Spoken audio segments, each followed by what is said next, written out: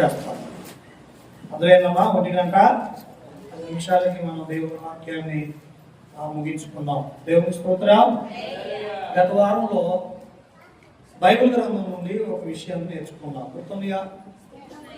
చెప్పాలి. గుర్తుందిగా? మనము ఫ్రెండ్షిప్. దేవుని స్తోత్రం.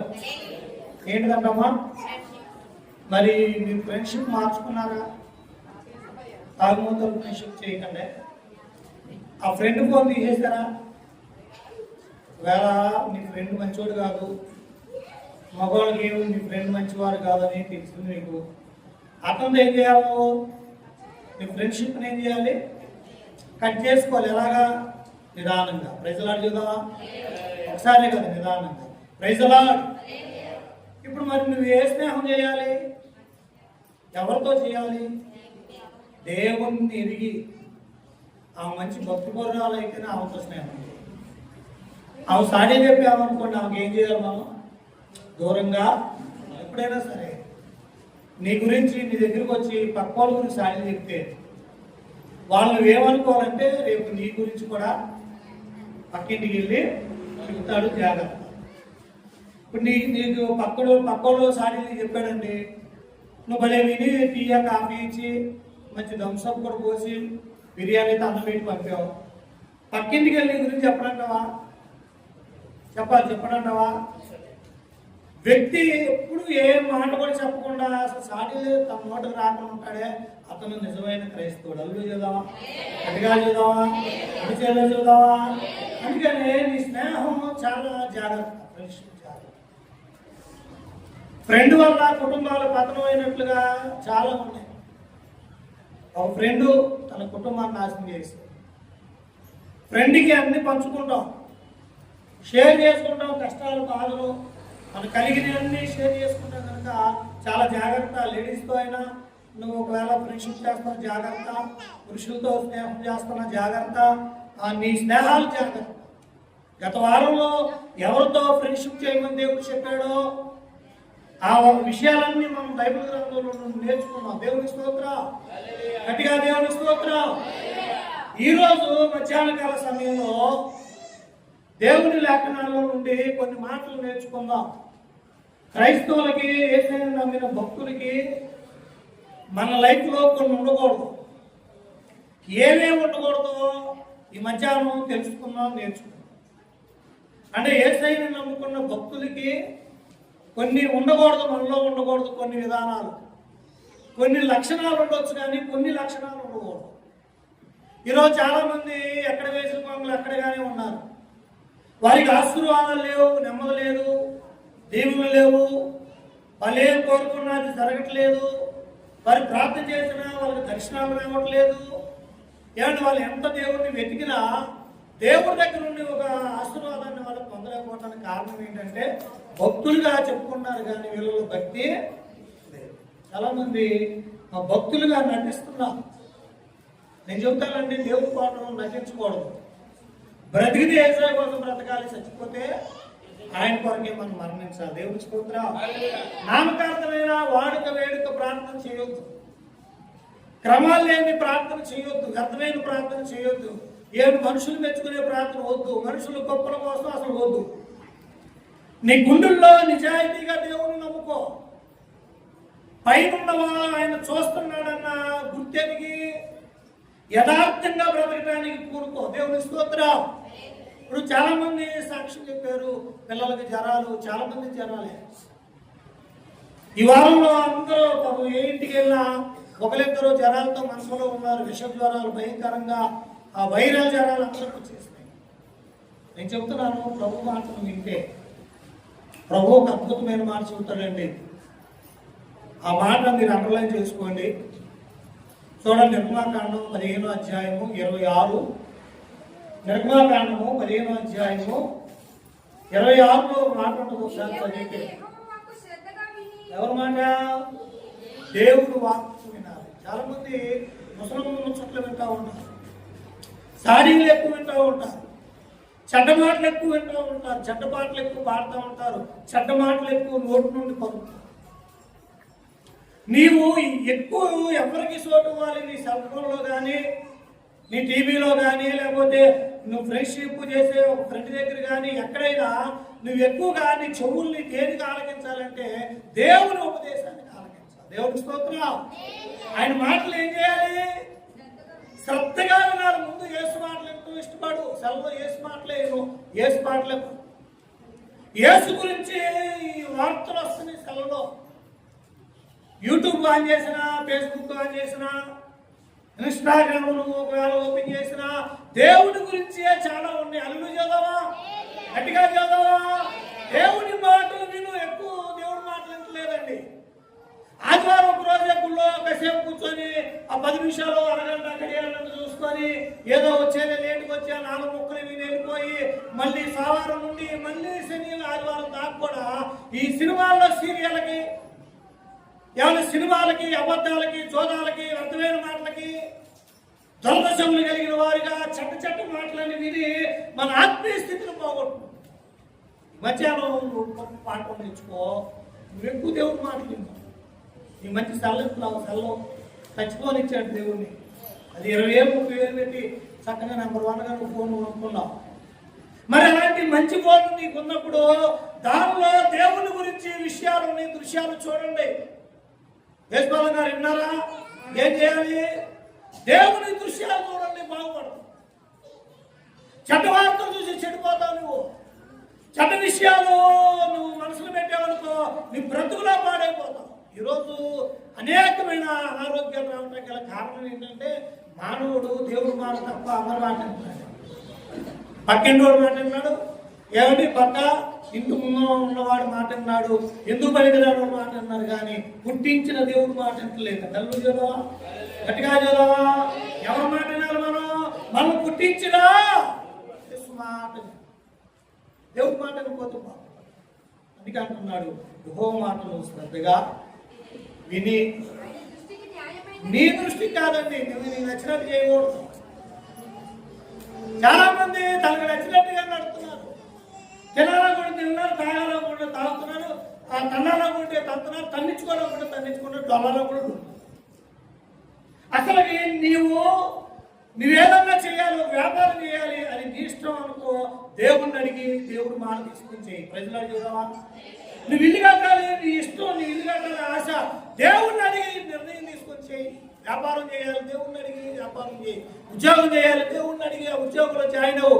దేవుణ్ణి అడిగి ఇల్లు ప్రారంభించి దేవుణ్ణి అడిగి అప్పు చేయి. విన్నావా? దేవుణ్ణి అడగకుండా లక్షలు అప్పు చేసి దేవుడా నాకు ఎంత అన్యాయం చేసావంటే ఆయన చేయలే. నీ నెత్తి మీద నువ్వు పెట్టుకున్నావు. అర్థమైందా? ఎవరు పెట్టుకున్నారు? నువ్వే నీ నెత్తి మీద పెట్టుకొని దేవుడి మీద గాల్లో దీపం పెట్టి దేవుడా అంటే ఆయన ఏం చేయలేదు. అర్థమైందా మీకు? మీరు బాగా చేయాలి, ఒక అప్పు చేయాలనుకుంటే దాన్ని తీర్చగలిగే శక్తి ఉందా లేదా, తీర్చగలవా లేదా అని ఆలోచన చేయగానే ఆ గుడ్డోళ్ళకి రాయేయకండి. ఈరోజు అప్పు లేనోడు వాడు నెమ్మదిగా బ్రతుకుతాడు. చెప్పండి, గట్టిగా చెప్పండి. అప్పు ఉన్నవాడు నెమ్మదే, గొప్ప లేకుండా బ్రతకటానికి నువ్వు ఉన్న దాంట్లోనే సతురుకొని వెళ్ళడానికి కూడుకో. నేను చెబుతాను, నీ అప్పు తీరాలంటే ఏం చేస్తే బాగా తీరుతుంది. ఇక్కడ ఉన్న వాళ్ళందరికీ కదిలించేవాళ్ళకు 40 లక్షలు అంటాడు ఒక ఆయన కదిలిస్తే 80 అంటాడు ఒక ఆయన. ఏంటి వేరు కాదండి, లక్షలే. ఆ ఏసుప్రభు గారు కదిలిస్తే ఆయనకు 10-20 ఉన్నాయి అంటాడు ఆయన. జగ్గే గారు కదిలిస్తే 26 అంటున్నాడు ఆయన. కానీ ఇసాగిని కదిలిస్తే ఎంత బాబా? 4 అంటున్నాడు. 4 అంటే ఏంటి తెలుసా మీకు? 40,000 అండి. ప్రజలు చూద్దావా? అయినా ధైర్యంగా ఉన్నాడంటే దేవుడు ఉన్నాడని ఉన్నాడు. అల్లు చూద్దావా, గట్టిగా చూద్దావా. ఇప్పుడు ఈ మధ్యాహ్నం ఆ విషయాలు మీరు చెబుతాను. అప్పు తీరాలంటే మన బాకీ తీరాలంటే నువ్వేం చేయాలి? నాకు కూడా అప్పులు ఉన్నాయి, కానీ నేను ఎంత నెమ్మదిగా ఉన్నాను. ప్రజలు చూద్దావా? ఎంత గుడి కట్టాను, బాకీ ఉన్నా, నెమ్మదిగా ఉన్నా. కారణం ఏం తెలుసా? ఆయన మాటని వింటున్నాను కనుక ప్రభు నన్ను కాపాడి ప్రతి నెల ఆ బాకీలన్నీ దేవుడు కట్టిస్తున్నాడు. చెప్పలు కొడదామా? బాకీలు వడ్డీలు దేవుడు కట్టిస్తున్నాడు. హల్లెలూయా. చిన్న సంఘం మీద ఎందుకనే కాదు మీకు ఇంత బాకీ? ప్రతి నెల నేను కట్టాల్సిన ఇన్స్టాల్మెంట్ ఈఎంఐ దగ్గరగా 70,000 రూపాయలు ఉంటాయి. అంతా మరి కట్టగలవా? కానీ నా దేవుడు నన్ను నా ద్వారా కట్టిస్తున్నాడు. అల్లు చూద్దావా? గట్టిగా చూద్దావా? మరి నువ్వెందుకు ఇంకప్పుడులోనే ఉన్నావు అంటే, నేను దేవుడు చెప్పినట్టుగా నడుస్తున్నాను, దేవుడు అద్భుతం చేస్తున్నాడు. నీవు దేవుడు చెప్పినట్టుగా నడవాలి.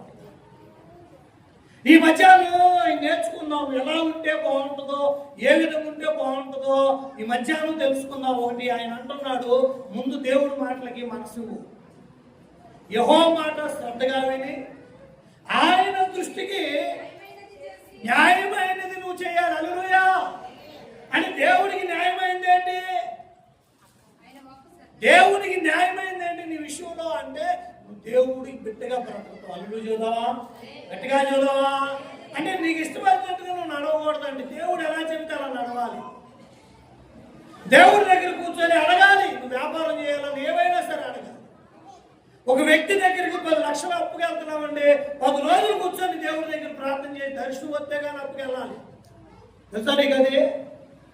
దర్శనం దేవుడు ఇస్తే అప్పు తీసుకున్నట్టుగా దేవుడు ఆయన దగ్గరికి వెళ్ళి వైజాగ్ వెళ్ళి అప్పు తీసుకున్నాడు, దర్శనం వస్తేనే అప్పు తీసుకో. అప్పు తీసుకొని 30 తిప్పలు పడి 30 సేర్లు నీళ్ళు తాగి, నేను దేవుడిని నమ్ముకున్నాను, అప్పుల పాలైపోయాను, దేవుడిని నమ్ముకున్నాను, రోగం తగ్గట్లేదు, దేవుడిని నమ్ముకున్నాను, భర్త మాటలేదు, దేవుడిని నమ్ముకున్నాను, భార్య మాటలేదు, దేవుడిని నమ్ముకున్నాను, ఇల్లు ఆగిపోయింది, దేవుడిని నమ్ముకున్నాను, నెమ్మది లేదు, దేవుడిని నమ్ముకున్నాను, కష్టాలు పాలవుతుంది, దేవుడిని నమ్ముకున్నాను, అవమానాలు పాలు, దేవుడిని నమ్ముకున్నాను, నిందలు వచ్చినేసి దేవుడిని నమ్ముకున్నాను, నా భర్త తాగుబోతైన దేవుడిని నమ్ముకున్నాను, నా భర్త తిరుగుబడి దేవుడిని నమ్మాను, శాంతి సమాధానం లేదని ప్రభు మీద నెప్ప వేస్తున్నావు. నువ్వు చేసిన తప్పులు ప్రభు మీద వేస్తున్నావు. జాగ్రత్త. దేవుడు నమ్ముకున్నావు కానీ దేవుడు చెప్పినట్టుగా నువ్వు నడవట్లా. చర్చికి వస్తున్నావు, దేవుడు చెప్పినట్టు నడవట్లా. పాటలు పాడుతున్నావు, దేవుడు చెప్పినట్టు నడవట్లా. వాక్యం వింటున్నావు, దేవుడు చెప్పినట్టు నడవట్లా. దేవుడి సన్నిధిలో ఉంటున్నావు, దేవుడు చెప్పినట్లుగా నీ మనసులో ప్రభు అందుకే ప్రభు అంటున్నాడు, నా దృష్టికి ఇష్టమైంది ఏదో నువ్వు చేయాలి, న్యాయమైంది ఏదో నువ్వు చేయాలి. ఇంకేమన్నాడు? ఆయన ఆజ్ఞలు. ప్రజలా చూద్దామా? గట్టిగా చూద్దామా? ఏం పాటించాలమ్మా? గుడికి వస్తావు, ఆజ్ఞలు పాటించు. చర్చకొద్దామండి, ఆజ్ఞలు పాటించు. ప్రార్థనే ఆచారం. ప్రార్థనే దినం కాడికి వెళ్ళి భోజనమే. ప్రార్థనే సౌత్ భోజనమే. ప్రార్థనే ఎదురు రావటమే. ప్రార్థనే తుమ్మారు అయిపో. ప్రార్థనే 9 ఆగు. నల్ల పిల్లి ఎదురు వచ్చింది, ఆగు. తెల్ల పిల్లి వచ్చింది, ఆగు. ఒక్కొచ్చింది, ఆగు. నక్కొచ్చింది, ఆగు. జలుబు వచ్చి తుమ్మాడు, ఆగు. మంగళవారం ఆగుము, శుక్రవారం డబ్బులు ఇవ్వకము. అవి బాబు ఏమైపోతావు? నేను డబ్బులు ఏమైపోతాయి అమ్మా? ఎవరు ఏం మానేది చెప్పండి?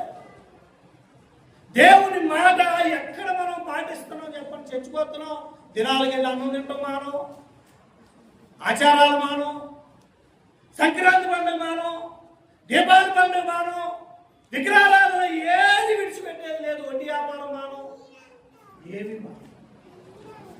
అదే అంటున్నాడు, నా ఆజ్ఞలు నువ్వు పాటించాలి. అల్లు చదవా? గట్టిగా చదవా? ఏం పాటించాలి? దేవుని ఆజ్ఞ పాటిస్తున్నాడు. మొదటి ఆజ్ఞ ఏంటి? నేను తప్ప వేరొక దేవుడు నీకు. మరి మీ ఇంట్లో ఏమి ఉన్నాయి చెప్పండి? ప్రార్థనకి వెళ్తున్నావే, యేసుప్రభు నమ్ముకుంటున్నావే. మరి యేసుప్రభు అంటే ఎవరో తెలుసా? దేవుడు అంటే ఎవరో? ఆది యందు వాక్యం ఉండెను, వాక్యము దేవుని దగ్గర ఉండెను, దేవుడే వాక్యమై ఉంది. నల్లు చూద్దామా? గట్టిగా చూద్దామా? నీ ఇంట్లో దేవుడు ఉన్నాడు అని నువ్వు చెప్పాలంటే నీ ఇంట్లో ఏముండాలి? జీవ గ్రంథం బైబిల్. అదే నీ కుండుల్లో దేవుడు ఉన్నాడు అని నువ్వు చెప్పాలంటే సిలువ వేసుకోవాలా? పెద్ద సిలువ తాడు వేసుకోవాలా? లేకపోతే సిలువ ఏమన్నా చేతులు కట్టుకోవాలా? ఏమన్నా కట్టుకోవాలా? దేవుని కుండుల్లో ఉన్నాడు దానికి రుజువు ఏంటంటే నీ హృదయం నిండా దేవుని వాక్కున్నాడు. అల్లు చూద్దామా? చూద్దామా? నువ్వు నోరు తెచ్చినా, నువ్వు నోరు మూసినా దేవుని వాక్కు నీ నోరు ఈ గుండెల్లో ప్రభు. అందుకే ఏ ఫోటో లేదు, ఏ పటం లేదు. ఇక అందరికి ఆశ్చర్యం కావచ్చు, ఇక్కడ ఫోటో లేదు, పటం లేదు, దండం పెడదామంటే ఎవరు దండం పెట్టాలి? పాస్టర్ గారు ఒక ఆయన ఉన్నాడు, ఇటు చూస్తే పాస్టర్ ఉన్నాడు. ఇక్కడ ఎవరు లేదు. మీరు అనుకోవచ్చు ఇక్కడ దేవాది దేవుని శక్తి ఉంది. అల్లు చూద్దామా? ఎట్లా చూద్దామా? అంటే వాక్యం ప్రకారం నడవటం నేర్చుకో. అంతేగాని విగ్రహం చేసి దండం పెట్టుకుంటూ ఏమిటి దండేసి దండం పెట్టుకుంటూ రకరకాల సీట్లు ఉన్నాయి. ముందు ఏం చేయాలంటే ఆయన మాట శ్రద్ధగా వినాలి, ఆయన దృష్టికి న్యాయమైంది నువ్వు చేయాలి. మూడోదిగా ఏం చేయాలంటే ఆయన ఆజ్ఞలు పాటించాలి. 10 ఆజ్ఞలు ఉన్నాయి, తప్పకుండా పాటించు. ప్రార్థన వస్తావు పాటించు. మొదటి ఆజ్ఞను నేను తప్ప వేరొక దేవుడు నీకు ఉండకూడదని ప్రభుత్వం. మరి మొదటి ఆజ్ఞను పాటిస్తున్నావు నువ్వు. సంక్రాంతి పండుగ వస్తే పండగ ఆచారాలు చేసుకుంటాం. క్రిస్మస్ వస్తే క్రిస్మస్ కూడా స్టార్ కట్టేసి ఏమండి పండుగ చేసుకుంటాం. క్రిస్మస్ చేస్తున్నాడు మరి సంక్రాంతి ఎందుకు చేస్తున్నాం? క్రిస్మస్ చేసినోడు వినాయక పండుగ ఎందుకు చేస్తున్నాం? క్రిస్మస్ చేసినోడు ఏమండి అలాగే కొత్త కొత్త పండుగలన్నీ ఎందుకు చేస్తున్నాం? ఒకసారి ప్రభుని నమ్మేమంటే ఇక విడిచిపెట్టి ఎల్లు చూద్దామా, ఎటుగా చూద్దామా, చూద్దామా. మరి రెండో ఆజ్ఞ ఏంటి? నిర్గమాకాండ 20 అధ్యాయంలోకి రండి. ఆ ఆజ్ఞలు మనం పాటిస్తున్నాం లేదో ఒకసారి బైబిల్లో నుండి మనం చదివినట్లయితే నిర్గమాకాండం 20వ అధ్యాయం, నిర్గమాకాండం 20వ అధ్యాయం చూసారా? మొదటి ఆజ్ఞ నేను తప్ప వేరొక దేవుడు నీకు ఉండకూడదు. ఎక్కడెక్కడ ఉండకూడదు? 4వ వచనం బయట ఆకాశం అందు కానీ కింద భూమి ఎందు కానీ భూమి కింద ఉన్న నేల ఎందు కానీ దేని రూపం అంటే యేసు ప్రభు రూపం కూడా చేసుకోకూడదు. అల్లుడు చేద్దామా? మరి చాలా మంది గౌరవ పట్టుకుని వెళ్తున్నారు. గొడవలెళ్ళి కొడుకుని నేర్చుకుంటున్నారు. నీ పిల్లలు నీ కొడుకు ఇప్పుడు గౌరవ పట్టుకుని వెళ్తున్నాడు. నీ కూతురు ఇప్పటికీ ఎక్కడ దేవుడు మాట ఎక్కడ నీ జబ్బులు ఎలా తగ్గుతుంది? నీ అబ్బు ఎలా తీరుద్ది? నీ ఇల్లు ఎలా కట్టబడుద్ది? నీ భర్త ఎలా మారుతాడు? నీ కుటుంబంలో నెమ్మదిగా